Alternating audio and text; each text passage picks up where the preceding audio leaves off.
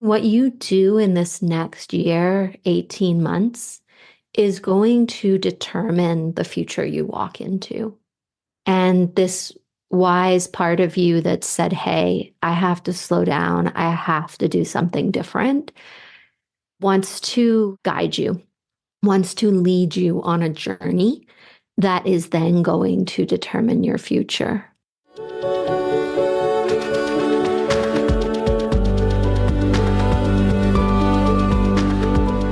We've all come here with a divine purpose, traveling on a stream of cosmic dust from the stars into our mother's wombs, born into this precious life. It is no accident that you are here, my love, on earth, in this moment, in this body. You are here longing to find your place, to align with your purpose, to embody your passions and to live into the dreams of your heart. Yet so often we get caught, suspended in the tangle of life, not able to move forward, not able to find solace and comfort in a world that has forgotten the truth of our existence. As we begin to remember, as we peel back the layers, as we come together to uncover our unique gifts and reconnect with our authentic selves, we are able to see another way of being, a new possibility, a different life waiting to be lived. I have experienced on this complicated and wild journey of life that when we connect with the story of our soul, it will show us the magic of this life that we have been missing. It will open a window into the very heart of who we truly are, of who we came here to be, and gives us answers to our ever-asking why. Hello, beautiful souls. I just have so much love in my heart for you. I know some of you, and some of you I don't know. And yet there's just this magic of being here in your ears, knowing that we're all on this incredible journey together, that we're supporting each other, and that by allowing ourselves to be vulnerable, allowing ourselves to be connected, allowing ourselves to be available for more, we all come together. We all arrive here in this moment, and we allow magic to happen when we do this. So thank you. I cherish you. Today, our caller Nancy is here wanting to know what is ahead for her in her future. Nancy had a very physically abusive upbringing. She was beaten badly by her mother, and although we don't go deep into all that happened, just want to let you know that this episode could provoke you a little or bring up unprocessed trauma, things in your own life. So just listen with a gentle heart and be good to yourself, be kind to yourself. Know where your limits are. And what we look at today, Nancy and I, is we talk about how our childhood trauma can keep our soul out of our bodies. So things get so bad here in this earthly vessel that our soul vacates. It says, not safe to be there. So we look at how this can happen and ways that we can work with this. We talk about the importance of creating a relationship with our body as a vessel for our higher selves. This body, right, is the part of us that lives in the physical world, and it houses our higher self, our soul, our spirit, all the things about us. And we need to work with both of them. We need to have a house for our soul to live in. And so this relationship that we create with our body is our way of saying, hey, soul, come live here, come be with me. We look at epigenetics and ancestral wounding, writing as a tool to healing trauma. And also this idea, right, that you are the narrator of what is ahead of you. How you choose to live today and what you choose to do today creates the future you're walking into. It is a moment by moment creation, co-creation with the universe, with your soul, with your body, with the earth, with nature, all of it, right? We're all interconnected. And yes, there are some things that we came here to do specifically and will be written in the soul record of our future in the Akashic. Yet we also determine how that will play out, when we will reach there, the logistics of it all, the way that it all unfolds. Those come from the choices that we make, what we decide to do today, and how we are showing up for our life. So enjoy this vulnerable and deep reading with Nancy. I love you. Hi, Nancy. Welcome to the podcast. How can I help you today? Well, hi, Sarah Noble. Very nice to be speaking with you today. I do have a question as to what do you see for me in my future? Like future, and present future. If that makes sense. Yes. Yeah. I'll just drop in. And so when I look at you and this idea of where you're going, what's in the future now, and then the future in the future, there's this sense of like being out of your body, is the way I would interpret it. As in, your body is calling you to be here in this present moment in order to access the future. Like I see your body, and then I see your spirit, your soul kind of already out into the future. And your body's like, hey, sweetheart, can you come here? Can you be with me, please? And there's this real strong sense of needing to create a deeper connection with your body in order for you to have the ability to have more creative power or jurisdiction, or like there's these interesting words, but jurisdiction is the word, like over your future, as in not letting other people decide what your future is about. Like it's you get to be in your inner authority of your future. So as I say that initial information, what do you make of that? I make of that I am the authority of my life because I have nobody telling me what I need to do at all. I am not married. I have no children that need me. And the only child I have is my fur baby to give it food and to let it out. Other than that, I have no particular person that can stop me. It seems like this work that I'm doing is unstoppable. I could be called out to 5 different places to go for enjoyment, and I would rather be doing this because it's like an addiction, an uncontrollable urge. I cannot help it, and I love it. I'm enjoying it. I waited for it for a long time. So, yeah, I am the authority over my body as far as this work is concerned, or this thing I get to do. My body, per se, has kind of given out. I can't really do any exercises. I can't really do anything. Otherwise, it leads for me to have epidural injections and painkillers, and therefore, I'd rather not do that. And I'm giving my body a rest since I've worked out my whole entire life and I was beaten, for a very long time every day with my mother, which I think is what started all my physical problems. Does that make sense? Yeah. Yeah. And I know you and I spoke a little before we started recording about some of what happened in your childhood with physical abuse. And so it is really the sense like it's not your body saying, do more with me. It's your body asking you to be more with it. And so oftentimes as children, when we experience these really big traumatic events, we separate, right? We really disengage, disassociate from the body. And we have to. Like, you couldn't go on living if you didn't.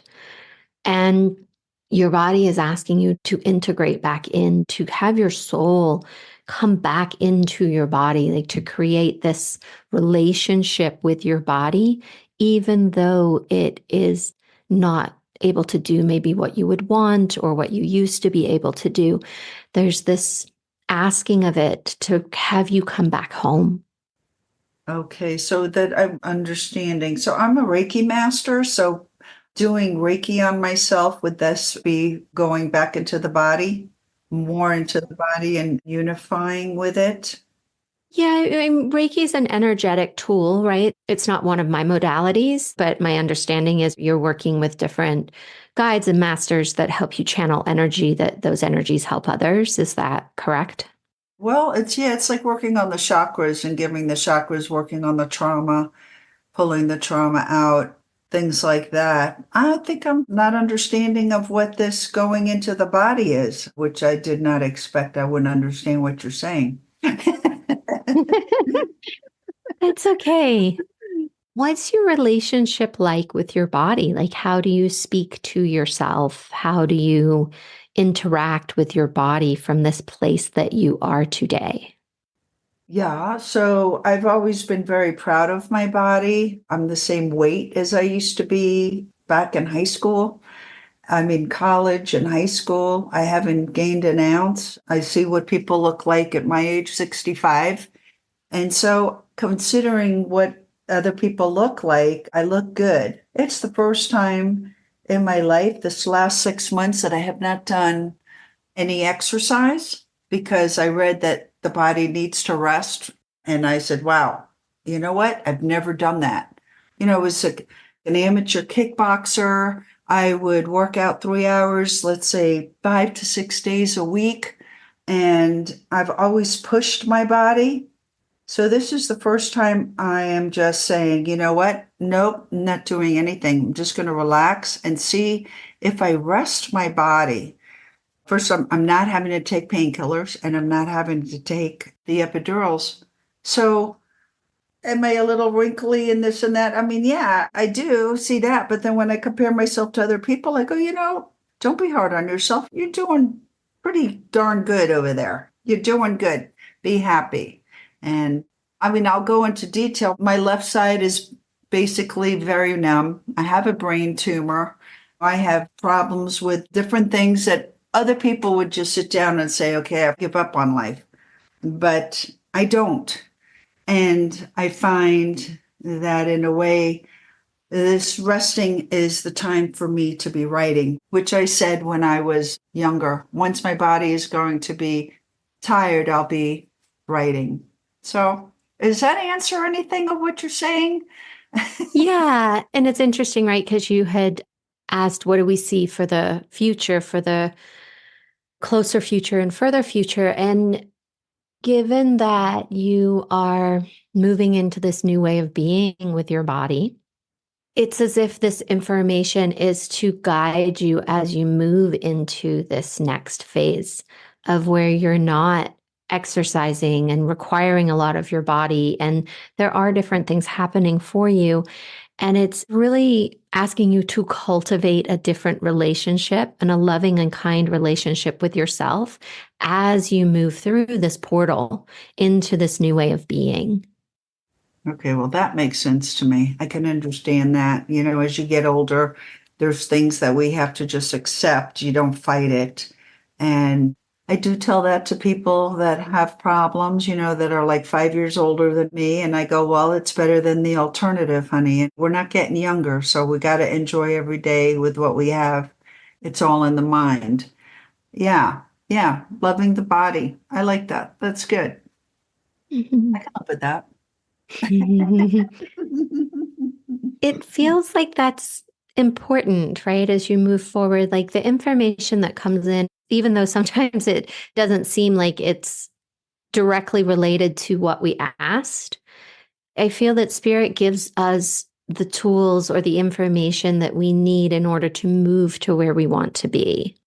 Yeah, I would agree with that because things change, and every so many years we are really a different person, a different skin. We molt our skin and we become a different person. And yeah, it makes me feel, instead of questioning myself, am I doing the right thing by resting? Should I be hurting myself? Should I be coming home? Literally, I'm going to say the word, like doubled over and in pain. Is it worth it? No. What am I doing that for? That's crazy. I'm not doing that anymore. I'm going to love my body. And right now, I don't think I'm going to work out at all for 2024. I really need to give my body a rest and be okay with it. 2025, I'll revisit it and just do little things. Yeah. It was interesting as you were talking, I was seeing an image of you, like the idea that you have a long life to live. And that information was coming in. And then I could see this sort of like little cartoon old lady bent over a stick. And then you started talking about being all hunched over in pain. And so it's like, okay, you have this stretch of life ahead of you, is how I see it. And how do you want to be inside of it, right? Do you want to be that hunched over in pain, or do you want to be able to walk through this life and really absorb everything that's for you? Exactly. I think that what I came to a realization with listening and talking to you is that really I had a lot of energy, that I needed a lot of angst, and I needed to feel that I had a means of protecting myself against my mother, who was my abuser. And that's why I worked out and trained so that if she came to attack me, I could protect myself. And now that she's thankfully gone, and I don't know, I don't think she's in heaven. I think she's got a long way to go to burn. But I think that I don't have to be so alert and fit and on edge and ready. And the angst that fueled all of that is gone. And yeah, I know I'm going to live till I'm 93. And I think if I did epidurals like every 6 months, like I was doing there for a little while, I think I will be walking with a cane. I don't think that's good for you. It's very interesting. But something along those lines, what I feel was now that she's gone, I can also write. I couldn't write before because I would write backwards and forwards and all jumbled sentences. My brain was so damaged, I'm going to say, and the heart wanted to speak. But what I wrote, when I'm going back and I'm rewriting what I wrote, I could see how, wow, the damage that she did from the abuse that I took for 3 hours from her every day through phone calls or being with her. Now that I could relax, yeah, who's to stop me from just relaxing and enjoying this new body that I have, as long as I don't get totally lethargic is a difference. That's a difference. Mm-hmm. Yeah, it feels that energetic work during this time of rest is going to be really beneficial for you because, yes, the physical iteration of her in this lifetime has gone. Yet, because of epigenetics, because of our ancestral wounding that gets handed down, it's like I see like these filaments just still touching you. And like this sense, right, that while she was here, even though I imagine as an adult, she wasn't still physically harming you, she was able to energetically still harm you and mentally and emotionally still cause unrest in you. And what I see is like residual that is still here from her impression of being here. So as you're moving through this change, this place of being different with your body and really enjoying, right? Like not having that angst, working with what is left through the energetic of what happened. It could be a really potent place for you. I see it clearing your brain even more, right? So that you're clearer to write, that you can see the path forward. Like there's more inspiration available for you. There's more guidance, support as you clear off what's left of her. And so, this sense of being able to, like, I see you expanding into more of who you are, like the you that got hidden, the you that disassociated, Okay, so it's coming together like with the body, right? As you create this relationship with the body, as you move the energy, as you allow you, the true Nancy, right, to come home, the one that fled. Like you're creating the space for your heart, for her to fully inhabit your heart. And so I think this is why they're not showing me what your future, like to say, oh, this and that. It's because your future is not written yet. What you do in this next year, 18 months, is going to determine the future you walk into. And this wise part of you that said, hey, I have to slow down, I have to do something different, wants to guide you, wants to lead you on a journey that is then going to determine your future.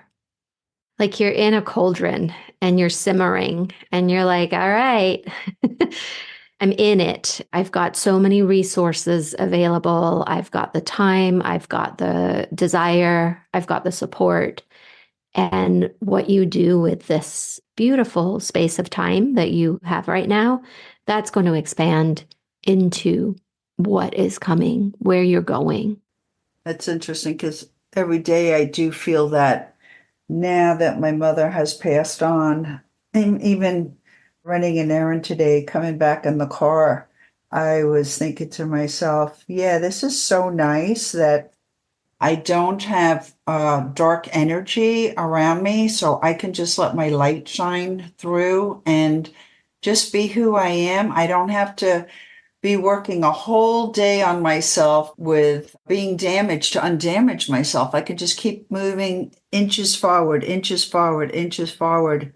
It's so nice not to have anybody pull you back. What a great freedom. What a great feeling that is. And that I do know it is funny, the 18 months too. That's about what I was saying to myself. I have is these next, I was saying it a year and a half in my head because I have this book that I'm going to give to the editor in November, and I might give her another one as well because that would make the second book and the third book. I just feel like these books have to come out, and yeah, there's a piece that I was holding on to my mother that I have to write it down, and once it's out into the universe, that's when I know that I'll be able to really feel free because then I have fulfilled the promise that I made to myself that the books are done.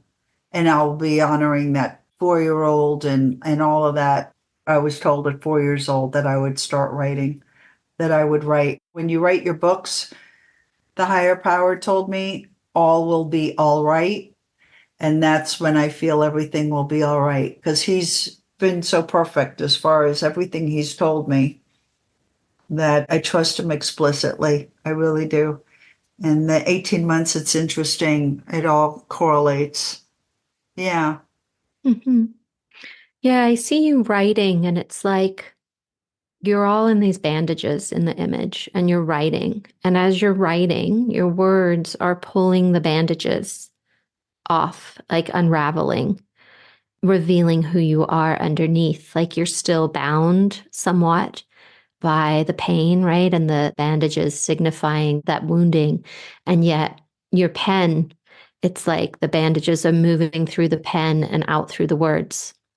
And so this really beautiful process of healing in your words, like it makes me a little bit emotional, like feeling that process happening for you.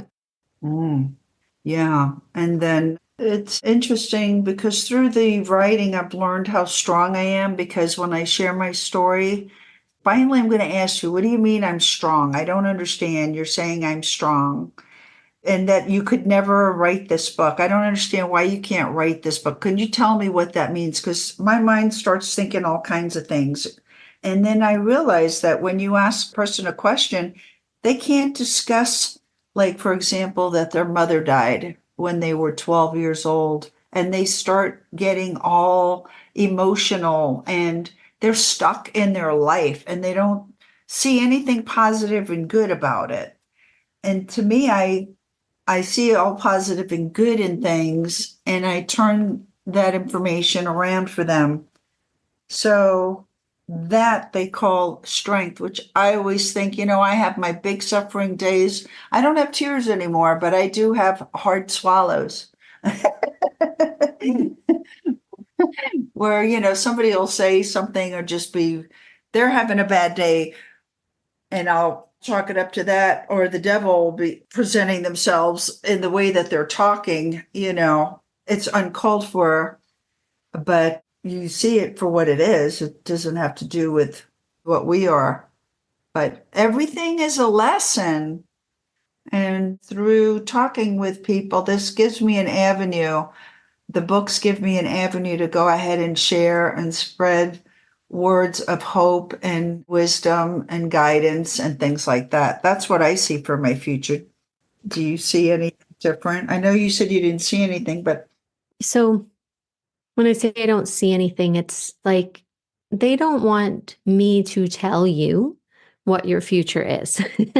Like that's the way that I'm seeing it. It's like you are the narrator of your future, is what they're saying, right? Like what you choose to do with what is happening with you today and this process that you are inside of healing, writing, trusting, expanding. This is what is going to paint the future for you. It's like I see you inside this insulated egg, like waiting to be born into what that new future is. And this process you're inside of, the way that you walk through it, the way that you turn towards yourself, create this relationship with your body, allow yourself, the true you, to come home to your heart and heal through writing your words. This is what is going to paint the future for you. all right, that makes sense. It really does. Because whatever we do now, it's like a cause and effect thing with everything. And I do have a long life to live.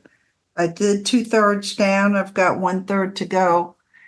And I am putting it out there. I want to see by doing and trusting what whispers, who's the main character of my book, who whispers in my ear, by trusting him and keeping the promise to him to write these books, to see what is it that it has in store. I just was wondering, like in a way, if it was possible that I've done that before in another lifetime. You're showing me yourself as a scribe when you say that. Ah, so a person that did write before. Like back when not everybody wrote. Yeah. Yeah. I see you. You're actually a man and you're wearing like brown robes and you're in a room with stained glass windows, but it's not like a big grandiose room. And you're sitting at a desk and you're writing and you're very happy. Yeah, it is true. I am extremely happy. It's like, it's very strange as I am so extremely happy when I'm writing. It's like eating ice cream, winning the lottery, jumping up and down like a Snoopy dance when I'm writing. It's just makes my soul feel so good.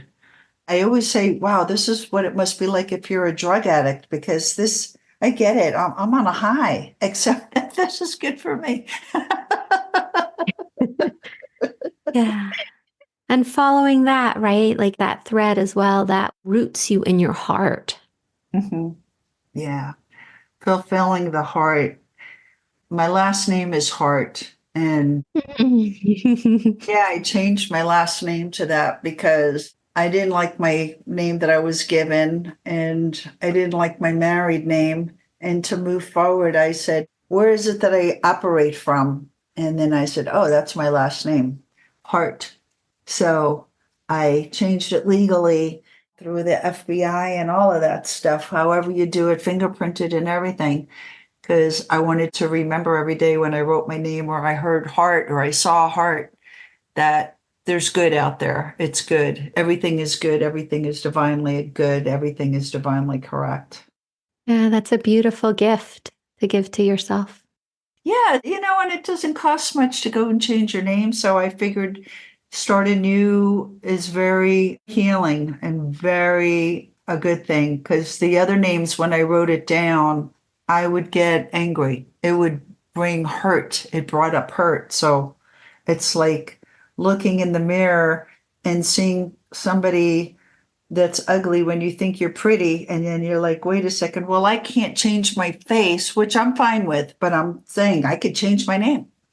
So that's why I changed my name so I can honor myself. And yeah, it is very, very fulfilling to my heart. Mhm. And it really speaks to how easy it is to change. Yes.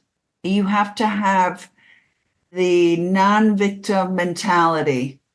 And that is what I think helps in bringing about change.